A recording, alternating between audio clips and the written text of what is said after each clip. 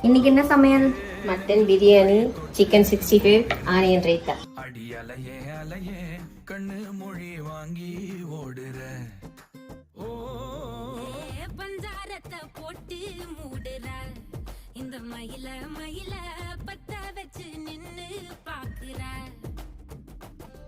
ஏ வந்தாயே மந்தார மலரன நின்னாய நில ஒளி தந்தாய கண்ணால செங்காட்டு பூவ போல உன் கூட சேர்ந்து நான் வாழ நெஞ்சு குழி தொட்டு போகிற அடி அலையே அலையே கண்ணு மொழி வாங்கி ஓடுற